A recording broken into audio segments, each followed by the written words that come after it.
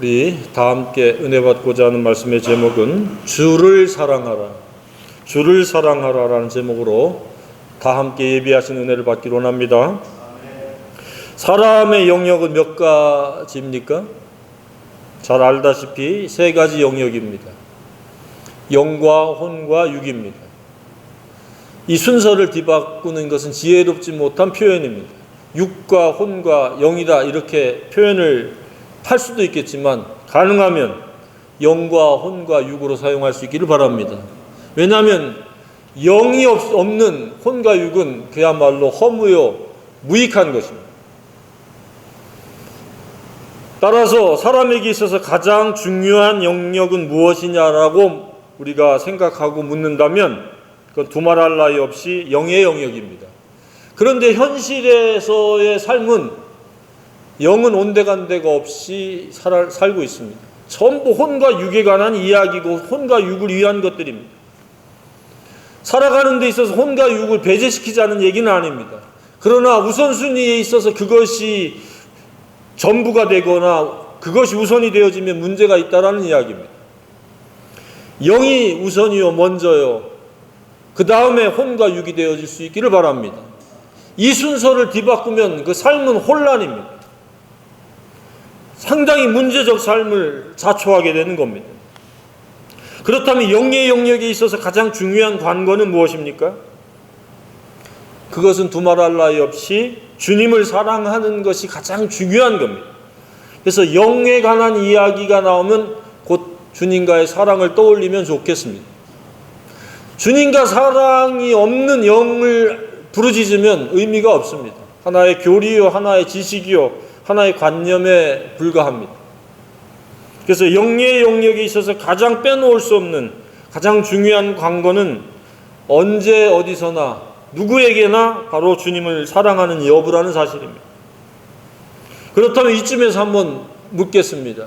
주님을 진정으로 사랑합니까? 주님은 이미 우리를 위해서, 저와 여러분을 위해서 충분한 사랑을 하셨고 지금도 그 사랑은 여전히 변함이 없다는 사실입니다. 이미 2000여 년 전에 십자가에서 못 박히신 그 사건이 저와 여러분을 사랑한 사건입니다. 더 이상 사랑할 방법이 없습니다.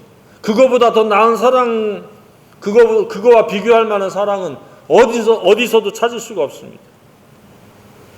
따라서 문제는 주님이 우리를 향한 사랑이 아니라 우리가 주님을 향한 사랑의 여부라는 사실입니다. 그래서 우리는 주님을 반드시 사랑을 해야 됩니다. 이 사랑 여부는 그냥 사랑해도 좋고 사랑하지 않아도 그만인 것이 아닙니다. 사랑하지 않으면 어떻게 된다고 그랬습니까? 끔찍한 결과를 초래하는데 저주를 받는다고 했습니다. 성경에 저주라는 단어가 심심찮게 나옵니다. 신명기 27장, 28장은 저주라는 단어가 무지기수로 나옵니다. 그래서 결론은 뭐냐? 주님을 사랑하거나 사랑하지 않거나 둘 중에 하나인데 사랑하면 축복이요, 사랑하지 않으면 저주라는 이야기입니다. 사람이 살아가는 이 세상에서의 큰 틀은 딱 두 가지입니다. 하나님의 은혜로 말미암는 축복이냐 아니면 저주냐. 그래서 여호수아가 이스라엘 백성들을 이끌고 출애굽해서 제2 그 지도자가 됐을 때에 그가 에발산과 그리심산에 섰습니다. 그래서 하나님께서 그곳에서 삶의 두 가지 큰 틀을 이야기하시는 겁니다.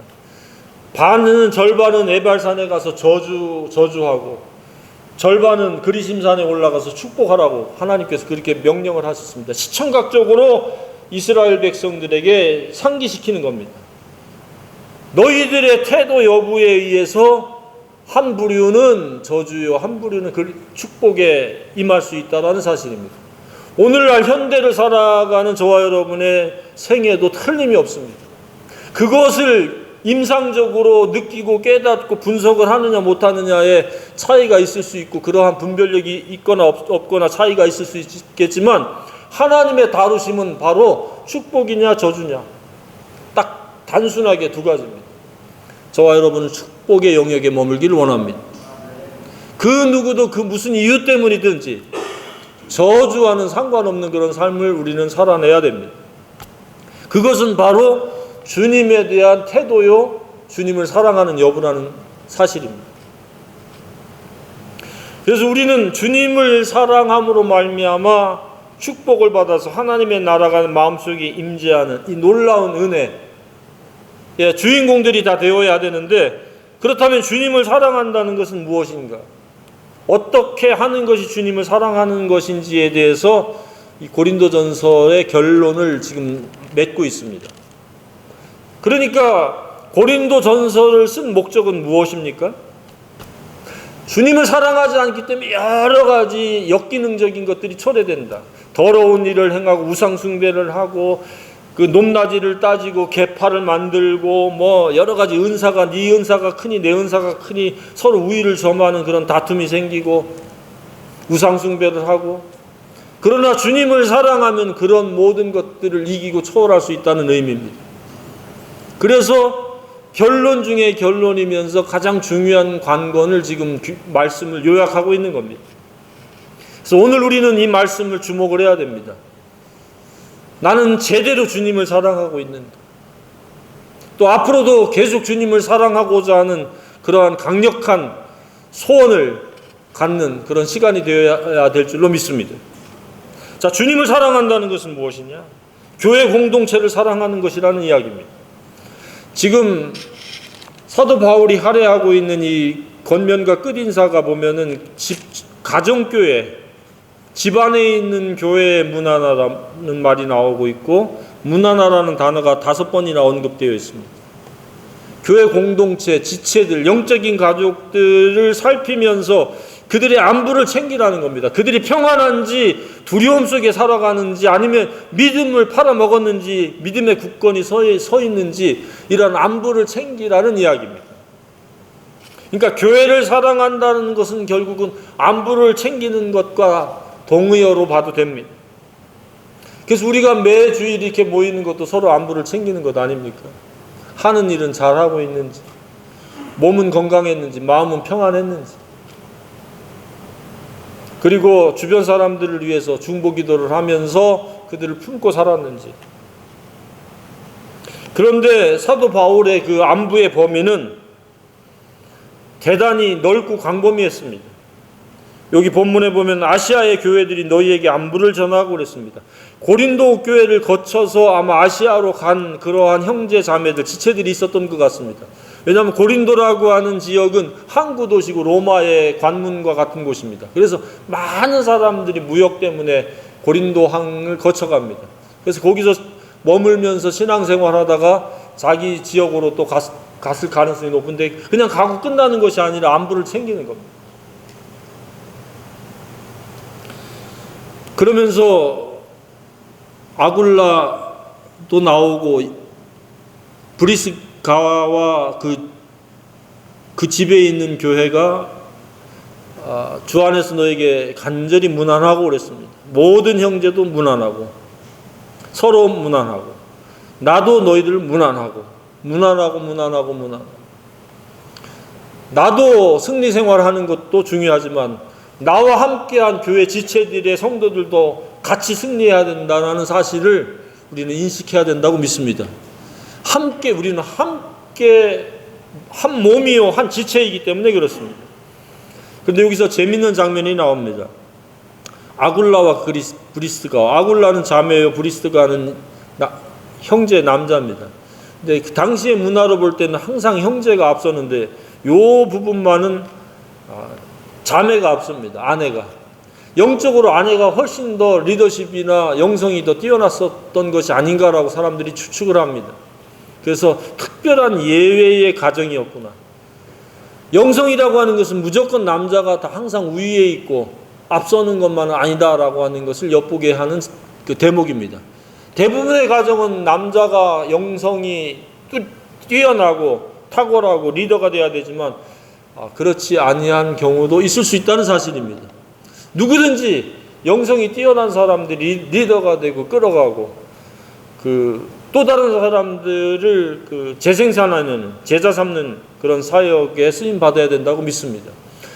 이 사역자 세계에서도 보면 가끔은 사모가 더 뛰어난 것처럼 보여지고 느껴지는 경우도 있습니다. 느낌이지 그걸 또 이렇게 이야기할 수는 없겠지만은 그 개개인의 그 신앙은 함께 하면서도 각자의 그 개성과 각자의 그 믿음의 분량에 따라서 차이가 있을 수 있다는 사실입니다. 우리는 무슨 경쟁 체제는 아니지만 그렇게 뛰어난 타고난 사람들은 항상 앞장서는 서서 사람들이 이끌어야 되는 그런 위치가 되어진다고 생각이 되어집니다. 고린도 교회는 당시에 많은 사람들의 왕래가 있었습니다. 그래서 많은 사람들이 거쳐갔기 때문에 이러한 안부의 편지가 있지 않았나. 바울이 편지를 보내는 곳에 덧붙여서 그 주변에 있던 또 다른 사람들도 안부를 전해주세요. 안부를 전해주세요. 우리가 어디 예전에 친척집에 가면 안부 좀 전해달라고 그런 이야기를 한 것과 다를 바가 없는 것 같습니다. 그런데 오늘날은 안타깝게도 예수님의 머리가 되신 교회를 떠나서 자기 임의대로 자기 입맛에 맞는 자기 취향에 맞는 곳을 찾아서 머무르려고 하는 경우가 많이 있습니다. 그것은 매우 잘못된 겁니다. 작거나 크거나 교회는 하나님께서 짝지어 주신 영적인 가족입니다. 근데 오늘날은 그런 영적인 가족의 개념이 완전히 다 흐트러지고 파괴되었습니다. 가끔은 이따금씩 특이한 교회가 문 앞에다가 우리 교회가 아닌 사람들이 이곳에 등록을 받지 않습니다 하는 그런 경우도 정말로 만에 하나 있는 경우도 있습니다. 자기가 선택하는 것이 아니라 하나님이 짝지어 준 곳에서 그곳에서 충성 봉사를 해야 되는데 오늘날은 전부 자기가 중심이 되는 거예요. 그러니까 말은 주님이라고 하는데 실제는 자기 스스로가 주님이 된 겁니다. 그 대표적인 사례가 조금만 자기의 어떤 감정에 거슬리고 기분을 나쁘게 했다거나 자기를 존중하지 않다거나 뭐 이런저런 이유 때문에 자기가 찾아서 자기가 원하는 입맛에 맞는 곳에 정착을 하는 거예요. 그게 무슨 주님을 따르는 믿음이고 주님이 원하시는 그 신앙의 행태입니까? 근데 그런 사람들이 한두 명이 아닌 거예요. 보편적이 되고 다수가 돼버리니까 그게 그냥 아무 일도 아닌 것처럼 되어버린 세상이 되었습니다. 그러나 성경에서 보면 예수님은 교회의 머리 되십니다. 머리를 제껴놓고 팔다리가 떨어져서 자기 마음대로 돌아다니는 것과 다를 바가 없습니다. 항상 머리에 붙어있기를 주님의 이름으로 축복합니다. 그것이 주님의 권위요, 권세요, 겸손입니다. 근데 오늘날은 자기 생각을 믿고 자기 뜻을 따르기 때문에 그러니까 자기 복음인 겁니다. 예수 복음, 진리 복음, 하나님 나라의 복음이 아닌 자기 생각이 복음이에요. 그러니까 그 엉터리죠. 하나가 잘못되면 다 잘못되는 겁니다. 그러니 얼굴의 기쁨을 잃어버리고 삶은 갈짓자를 걷게 되고 모든 어떠한 그런 이권이 있는 곳에는 발빠르게 움직이는 그러한 크리스찬들이 많다는 것은 안타까운 일이 아닐 수 없습니다. 머리 대신 예수님. 어려운 환경에서의 머리 대신 교회에 붙어 있다 그러면 그 충성됨을 하나님이 더 상급으로 보상해 주실 것이라고 믿습니다. 내가 원하는 대로 편리한 곳에서 적당히 그냥 모양만 하는 것은 예전에 이스라엘의 모습이었고 그것 때문에 이스라엘이 다 망했지 않습니까? 독사의 새끼라고 하는 아주 그 별칭을 들어가면서 책망을 들었던 거 아닙니까? 시대가 어떻게 되든 다수의 사람들이 어떻게 움직이든 예수님은 나의 머리가 되신다. 나는 그의 손과 발이요 눈과 코와 입이다 라고 하는 이 한 가지 사실 잊지 말아야 될 줄로 믿습니다. 이것이 주님을 사랑한다는 개념에서 비롯되는 겁니다. 그리고 안부를 챙기는 겁니다. 나의 형제, 나의 자매, 나의 지체들은 내 취향 여부, 내 기분 여부 이런 것을 초월해서 하나님이 짝지어 주신 불완전한 피조물일지라도 서로 하나가 되어 있기 때문에 안부를 챙겨야 됩니다. 이 손에 상처가 나면 이 손이 약을 바릅니다. 여기가 상처가 나면 이 손이 약을 바릅니다. 손이 없으면 또 음식을 어떻게 먹습니까? 음식을 먹으면 또 위가 없으면 어떻게 소화를 시킵니까? 우리는 서로 불완전하지만 하나의 지체라는 사실을 잊지 말아야 됩니다. 안부를 챙겨야 됩니다. 사랑이 없으면 안부를 챙기지 않습니다. 안부는 곧 사랑이요 관심입니다. 매일매일, 그리고 자주 눈에 안 띄는 대로 우리는 사랑으로 말미암는 안부, 관심을 가져야 된다고 믿습니다. 그리고 기도해야 된다고 믿습니다. 이처럼 사랑이라고 하는 것은 안부를 챙기는 것이요, 관심을 갖는 것이요, 또한 생명의 본질이라는 겁니다.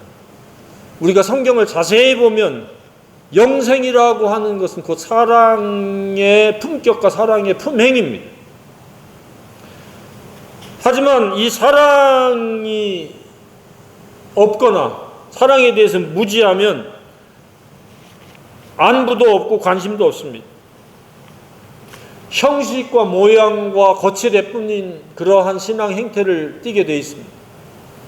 우리는 사랑의 생명, 사랑의 본질로 말미암아 안부도 챙기고 희생도 하고 용서도 하고 대접도 하고 베풀기도 하는 그런 삶의 행태가 되기를 간절히 소망합니다. 사랑은 언제나 말씀드리듯이 요란한 것이 아닙니다. 냉수 한 그릇부터 시작되는 겁니다. 중보기도 하는 것부터 시작되는 겁니다. 상대의 안부를 챙기는 것부터 시작되는 겁니다. 조금 주머니에 넉넉하다면 대접하는 겁니다. 그러한 삶의 행태가 계속 쭉 이어지기를 주님의 이름으로 축복합니다. 대접받으려고 하는 것이 아닙니다. 할 수만 있으면 대접을 하는, 그래서 주는 자가 복되다 그리고 섬기는 자가 큰 자라고 주님이 말씀하셨습니다. 큰 자가 될 수 있기를 축복합니다. 사랑이 고장나거나 없어지면 관심을 받으려고만 합니다. 다른 사람이 어떻게 되는지 관심 없습니다. 아픈지 힘든지 어려운지 무거운지 생각하지 않습니다. 그러나 사랑이 있는 사람은 자세하게 살펴서 그가 힘들고 어렵고 무겁고 괴로운 것을 살핍니다. 위로합니다. 중보기도 해줍니다. 격려해줍니다. 대접을 합니다. 그래서 그가 다시 우뚝 설 수 있도록 도와주는 겁니다. 사랑은 이처럼 자신이 속한 교회 공동체에서 이렇게 안부를 챙기고 관심을 쏟고 그리고 대접을 하고 섬깁니다. 또한 자기 자신 때문에 상대방들에게 어떤 걱정이나 심려를 끼치지 않기 위한 그러한 생각과 태도를 갖습니다. 즉 사랑은 바로 이 성숙한 모습이기도 한 겁니다. 좀 더 구체적으로 이야기하면 바울은 수식을 붙였습니다. 거룩하게 입맞춤으로 서로 문안하라. 오늘날 한국 문화에서는 입을 맞출 수가 없죠. 그러나 이것은 무엇을 의미하느냐? 친밀한 가운데 안부를 챙겨라. 그런 의미로 우리가 이해하고 받아들여도 된다고 생각이 되었습니다. 그냥 체면상 안부를 챙기는 것이 아니라 정말로 나와 동일한 피조물이요 형제 자매이기 때문에 친밀감을 가지고 안부를 챙기라는 겁니다. 마음속에 그러한 친밀한 지체들이 되기를 주님의 이름으로 축복합니다. 그는 그고 나는 나가 아니라. 우리 교회는 그것은 인원이 얼마 안 되기 때문에 그것은 잘 이루어지고 있는 것 같습니다. 우리가 친밀해도 모든 것 전부를 다 할 수 없습니다. 그래서 우리가 서로 안부를 챙기고 관심을 기울일 때에 우리가 그 상대방의 어떠함을 우리가 알게 되고 도울 수 있게 되고 섬길 수 있게 되어진다고 믿습니다. 두 번째는 무엇입니까? 주님을 사랑한다는 것은 마라나타, 주 예수여 오시옵소서. 아람어로 줄이면 마라나타, 우리 주여 오시옵소서. 주를 사랑한다는 것은 교회 공동체를 사랑하는 거고 안부를 챙기고 섬기는 것이라고 하면은, 두 번째는 예수님을 만나고 싶은 간절한 소망 가운데 살아간다는 이야기입니다. 그래서 하루에도 한두 번씩 예수님이 지금이라도 오시면 좋겠다, 언제든지 무엇이든지 미련 없이 놓고 갈 수 있는 그런 준비된 마음, 그러한 재림의 소망이 바로 주님을 사랑하는 표식입니다. 그러니까 멀리 떠났던 신랑이 이제나 저제나 오려나 하는 신부의 마음이 곧 주님을 사랑하는 마음입니다. 주님을 사랑하고 있습니까? 이 불완전한 세상 미련 둘 것 하나도 없지 않아요? 물론 육체를 가지고 또 가족이 있기 때문에 내가 해야 될 역할과 책임 때문에 경제활동도 하고 이런 일도 하고 참고 견디지만 주님이 오시면 모든 게 다 해결이 되잖아요. 입고 먹고 마시는 거.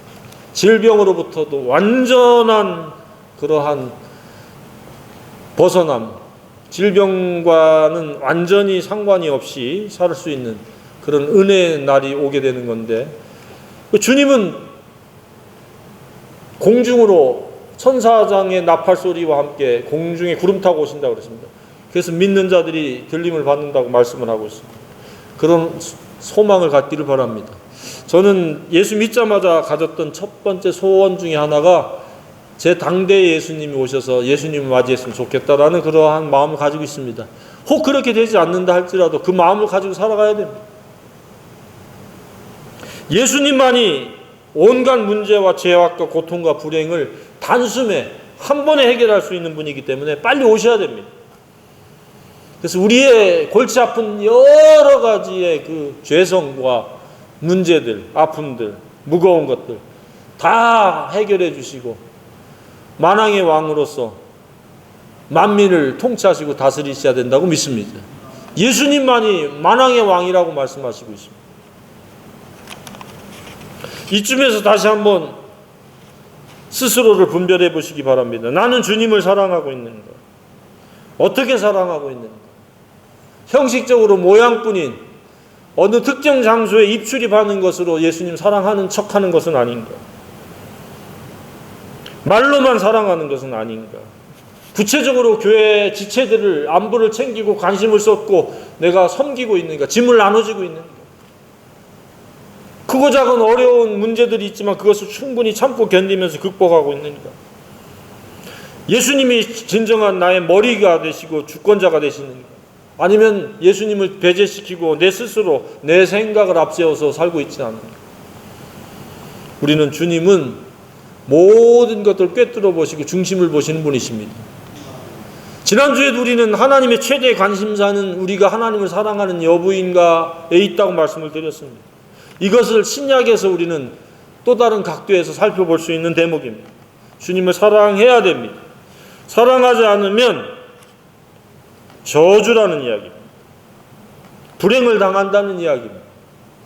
행복한 삶을 영위할 수 없다는 이야기입니다. 많은 사람들은 그 인과관계를 갖다가 모르겠지만 왜 사람들이 불행하느냐? 도덕적으로도 문제가 없고 윤리적으로도 문제가 없고 이웃사회에서도 평판이 좋은데 왜 갑자기 불행을 당하느냐? 우리는 원인적으로 보면 주를 사랑하지 않기 때문에 그렇습니다. 주를 사랑할 만한 충분한 그러한 권면과 그러한 환경과 시청각적인 하나님의 배려가 있었음에도 불구하고 눈을 가리고 귀를 막아버리고 얼굴을 돌려버리는 이마가 금강석처럼 단단하게 굳어서 고집을 부리고 살기 때문일 가능성이 높습니다. 그래서 사람이 보는 것과 하나님이 보는 것은 다른 겁니다. 나의 생각은 너의 생각과 다르고 나의 길은 너의 길과 다르다고 하나님이 말씀하신 이유가 바로 그겁니다. 우리가 볼 때는 충분히 잘 살고 행복해야 되는데 왜 갑자기 그렇게 엎드려지고 불행을 당하는가? 주님을 사랑하지 않기 때문이라는 사실입니다.